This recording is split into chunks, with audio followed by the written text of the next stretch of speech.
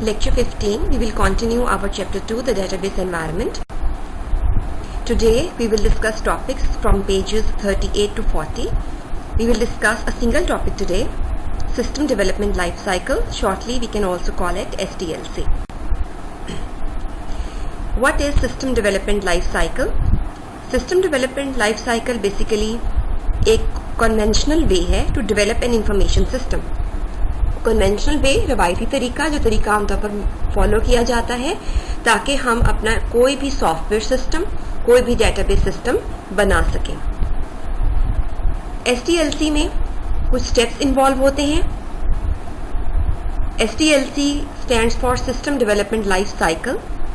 Cycle की वजह से इसको एक सर्कुलर फॉर्म में अरेंज करके शो किया गया है।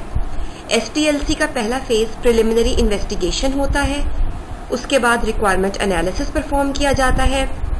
रिक्वायरमेंट एनालिसिस के बाद अगला स्टेप सिस्टम डिजाइन है, उसके बाद सॉफ्टवेयर डेवलपमेंट की जाती है, सिस्टम की टेस्टिंग की जाती है, सिस्टम को इम्प्लीमेंट करके सिस्टम को मेंटेन किया जाता है।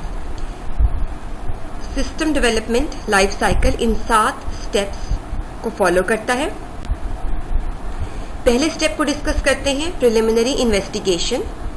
प्रिलिमिनरी इन्वेस्टिगेशन में basically identify deficiencies and problems in the users current environment. इस वक्त यूजर किस तरह से काम कर रहा है, उसके काम करने के तरीके और सिस्टम में क्या डेफिशिएंसीज हैं, क्या कमियां हैं एंड प्रॉब्लम्स और क्या मसाइल हैं। मौजूदा सिस्टम में पाई जाने वाली कमियां और मसाइल का जानना बहुत ज़रूरी है ताकि हम उनको नोट करें और हमारे आइंदा बनने वाले सिस्टम में वो मसाइल और डेफिशिएंसीज शामिल ना हो। System to be developed is feasible और नॉट। दूसरी अहम चीज जो प्रिलिमिनरी इन्वेस्टिगेशन में देखी जाती है वो ये है कि सिस्टम को चेक किया जाता है कि जो सिस्टम हम बनाने जा रहे हैं आया वो फिजिबल है या नहीं। फिजिबल का मतलब ये है फिजिबिलिटी पैरामीटर्स जो डिस्कस किए जाते हैं वो मंदरजा झैल हैं। टेक्निकल फिजिबिलिटी ये देखा जाता है कि जो सिस्टम हम बनाने जा रहे हैं उसको बनाने के लिए जो टेक्नोलॉजीज और जिस किस्म की महारत की ज़रूरत है क्या वो हमारे पास मौजूद है, क्या हमारे पास उससे रिलेटेड हार्डवेयर सॉफ्टवेयर और अमला मौजूद है जो हमारे लिए वो सॉफ्टवेयर बना सके। फाइनेंशियल फिजिबिलिटी ये देखा जाता है कि जो सॉफ्टवेयर और जो सिस्टम हम बनाने जा रहे हैं वो हमारे बजट के अंदर बन सकता है। इसके अलावा तीसरी अहम चीज जो फिजिबिलिटी में देखी जाती है वो इफेक्टिवनेस है कि जो सिस्टम हम बनाने जा रहे हैं उसका इस्तेमाल और उसकी अफादियत कितनी है। इन तीनों चीज़ों को चेक करने के बाद एक फिजिबिलिटी स्टडी रिपोर्ट तैयार की जाती है जिसमें टेक्निकल फाइनेंशियल फिजिबिलिटी और इफेक्टिवनेस बयान की जाती है। Final acceptance is taken from user और उसके बाद यूजर से जो हमसे सिस्टम बनवाना चाह रहा है उससे फाइनल एक्सेप्टेंस और अप्रूवल लिया जाता है। अगर यूजर समझता है कि सिस्टम टेक्निकली और फाइनेंशियली फिजिबल नहीं है और इफेक्टिव नहीं है तो यहीं पर वो इनकार कर सकता है और हम आगे नहीं बढ़ेंगे।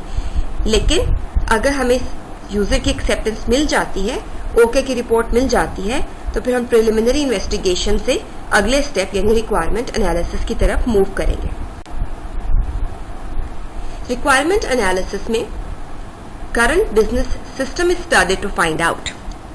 जिस तरीके से यूजर मौजूदा सिस्टम के साथ काम कर रहा है, इस वक्त काम कर रहा है, उसको स्टडी करके देखा जाता है हाउ इट वर्क्स कि मौजूदा सिस्टम किस तरह से काम कर रहा है।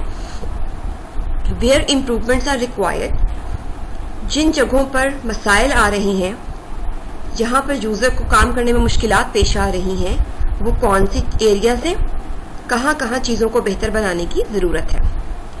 Operations perform by the system and the relationship with in and outside the system. एक और अहम चीज़ जो देखी जाती है वो ये है कि यूज़र जिस सिस्टम के तहत काम कर रहा है वो सिस्टम कौन कौन से ऑपरेशंस परफॉर्म कर रहा है और सिस्टम का बाहर की एनवायरनमेंट के साथ यानी वो चीज़ें जो सिस्टम का हिस्सा नहीं है उनके साथ सिस्टम का ताल्लुक क्या है। Analyst and user work closely. Requirement analysis phase में जो शख्स एनालिसिस परफॉर्म करता है उसको एनालिस्ट कहते हैं। इस स्टेज पर एनालिस्ट और यूजर जिसके लिए सॉफ्टवेयर बनाया जा रहा है उनका मिलकर काम करना बहुत जरूरी है, क्योंकि एनालिस्ट मौजूदा सिस्टम में मौजूद प्रॉब्लम्स की निशानदेही करेगा और फ्यूचर के बनने वाले सिस्टम के लिए रिक्वायरमेंट्स तैयार करेगा और यूजर चेक करेगा कि क्या जो रिक्वायरमेंट्स एनालिस्ट ने तैयार की हैं उसके लिए काबिल कबूल हैं। इस फेज के इस स्टेप के एंड पर एक डॉक्यूमेंट तैयार की जाती है, रिक्वायरमेंट्स स्पेसिफिकेशन, और ये डॉक्यूमेंट फिर हायर मैनेजमेंट को अप्रूवल के लिए भेज दी जाती है।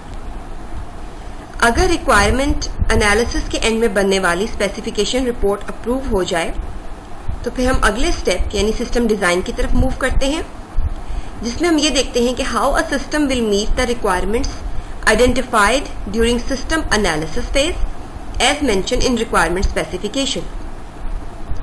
सिस्टम डिजाइन फेज में पिछले फेज यानी रिक्वायरमेंट एनालिसिस के अंदर बनने वाली स्पेसिफिकेशन डॉक्यूमेंट को सामने रखा जाता है और एक डिजाइन तैयार किया जाता है कि जो रिक्वायरमेंट स्पेसिफिकेशन डॉक्यूमेंट में बयान की गई हैं उनको असल में किस तरह से हासिल किया जा सकता है। डिजाइन फेज में जो एक्टिविटीज परफॉर्म होती हैं वो मंदरजा झैल हैं। Identify data entry forms and elements, ये देखा जाता है कि जो सिस्टम हम बनाने जा रहे हैं वो कौन कौन सी इनपुट्स लेगा, इनपुट करने के लिए कौन कौन से तरीके होंगे और किन किन चीजों की इनपुट ली जाएगी। Identify reports and outputs, input लेने के बाद प्रोसेसिंग की जाएगी और रिपोर्ट्स एंड आउटपुट्स तैयार की जाएंगी और किस तरह से उनको पेश किया जाएगा। तो रिपोर्ट्स और आउटपुट्स की निशानदेही और किस अंदाज में उनको पेश करना है ये भी डिजाइन फेज में डिसाइड किया जाता है। इसके अलावा डिजाइन द डिस्प्ले, सिस्टम के साथ एक यूजर इंटरफेस अटैच होगा जिसको यूजर इस्तेमाल करेगा, उसको किस तरह से डिजाइन करना है, यूजर इंटरफेस कैसा नजर आना चाहिए।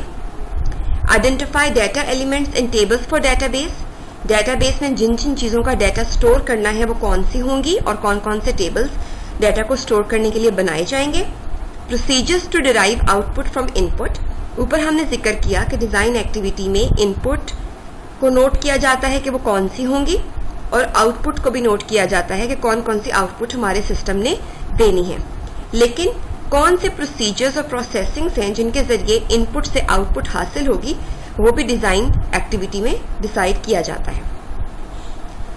सिस्टम डिजाइन फेज के एंड में एक और डॉक्यूमेंट तैयार की जाती है जिसको डिजाइन स्पेसिफिकेशन कहा जाता है, जो अगले फेज के लिए स्टार्टिंग पॉइंट का काम करती है। सिस्टम डिजाइन के मुकम्मल होने के बाद सिस्टम डेवलपमेंट फेज का आगाज होता है। Programmers take the design specification, पिछले फेज में अप्रूव होने वाली सिस्टम डिजाइन रिपोर्ट यानी डिजाइन स्पेसिफिकेशन प्रोग्रामर्स को दे दी जाती है और वो सिस्टम की असल में कोडिंग करके प्रोग्रामिंग करके सिस्टम को तैयार करते हैं।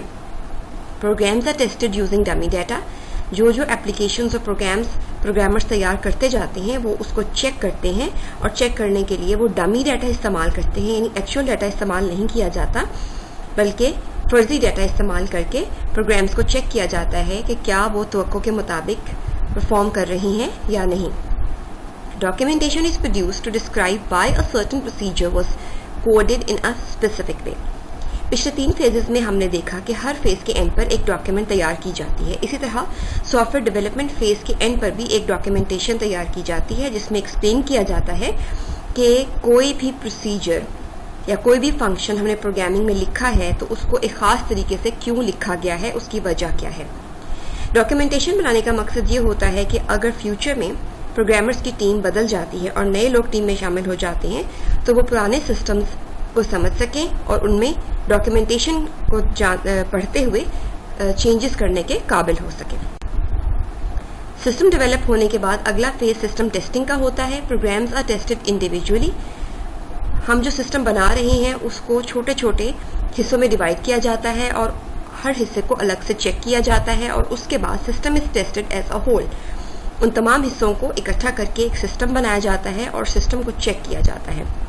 All software modules are integrated, यानी जो जो हमने हिस्से बनाए हुए हैं सिस्टम के, उनको हम इकट्ठा करते हैं, इंटीग्रेट करते हैं एंड देन टेस्टेड, और उसके बाद उनको चेक करते हैं to make sure that they are running according to the specification. कि जब हम उनको मिला लें तो हम फिर ये चेक करते हैं कि ये हिस्से अलग अलग तो ठीक काम कर रहे थे, लेकिन क्या वो मिलने के बाद, एक सिस्टम बनाने के बाद भी ठीक काम कर रहे हैं या नहीं।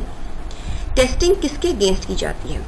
हमने SDLC के सेकेंड फेज के बारे में पढ़ा, रिक्वायरमेंट एनालिसिस, जिसके एंड में हम एक स्पेसिफिकेशन डॉक्यूमेंट तैयार करते हैं। स्पेसिफिकेशन डॉक्यूमेंट में उन तमाम रिक्वायरमेंट्स की डिटेल दी होती है जो यूजर हमारे नए बनने वाले सिस्टम से चाहता है। उन रिक्वायरमेंट्स को सामने रखते हुए सिस्टम को टेस्ट किया जाता है और देखा जाता है कि जो जो यूजर की रिक्वायरमेंट्स और नीड्स थी, क्या वो नया सिस्टम पूरी कर रहा है या नहीं। उसके बाद टेस्टिंग परफॉर्म करने के लिए खास तौर पर टेस्ट डाटा तैयार किया जाता है, हर तरह की पॉसिबिलिटीज को चेक किया जाता है और सिस्टम की वर्किंग को टेस्ट किया जाता है। फॉर एग्जाम्पल, बहुत पहले हमने एक एग्जाम्पल मेटा डाटा की देखी थी और उसमें हमने ये देखा था कि रोल नंबर पर हमने ये कॉन्स्ट्रेंट लगाया था कि रोल नंबर 1 से 999 के बीच में हो सकता है। तो जब ऐसा सिस्टम डेवलप हो जाएगा और हम उसको टेस्ट करेंगे तो फिर हम 1 से छोटी वैल्यूज भी देकर देखेंगे जो उसको एक्सेप्ट नहीं करनी चाहिए। हम उसको 1 से 999 के बीच की वैल्यूज देकर देखेंगे जो उसको एक्सेप्ट कर लेनी चाहिए। फिर हम उसको 999 से बड़ी वैल्यूज देकर देखेंगे जो उसको एक्सेप्ट नहीं करनी चाहिए। तो हम तवक्को ये करेंगे कि हमारा सिस्टम हमारी रिक्वायरमेंट्स के मुताबिक डेटा एक्सेप्ट कर रहा है, हमारी रिक्वायरमेंट्स के मुताबिक काम कर रहा है। Results are examined. इनपुट देकर सिस्टम को चेक किया जाता है, डेटा के जरिए सिस्टम को टेस्ट करके उसके रिजल्ट्स को नोट किया जाता है, देखा जाता है क्या रिजल्ट्स हमारी तवक्कुआत के मुताबिक हैं।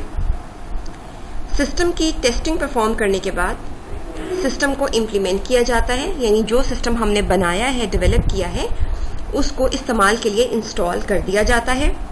इस दौरान और क्या क्या काम परफॉर्म किए जाते हैं?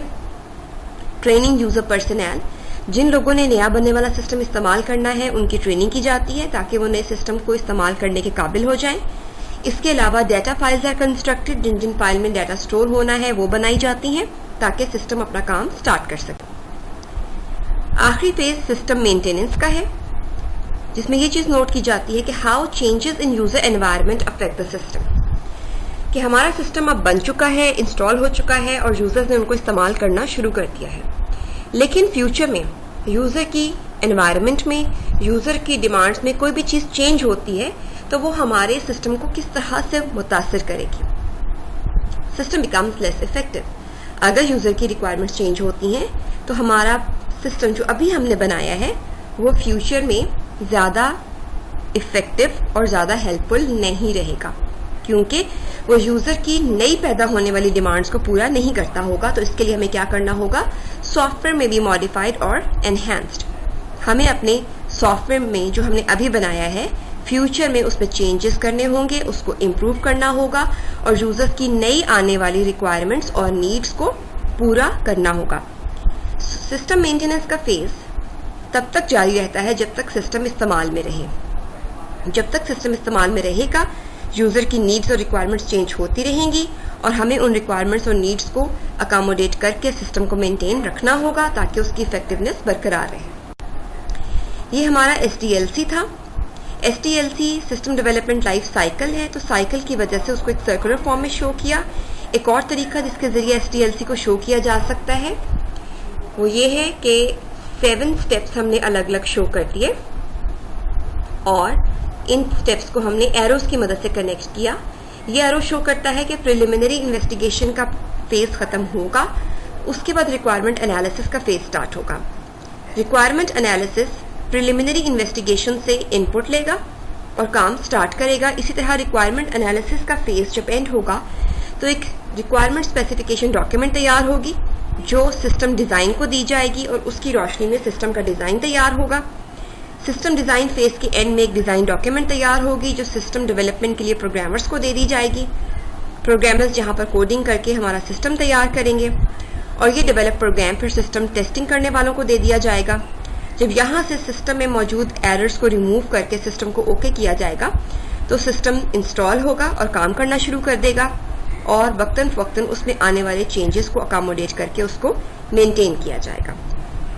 इस तरह से भी सॉफ्टवेयर डेवलपमेंट लाइफ साइकिल के स्टेप्स को शो किया जा सकता है. So that was all for today. Next we will discuss a new topic. Thank you.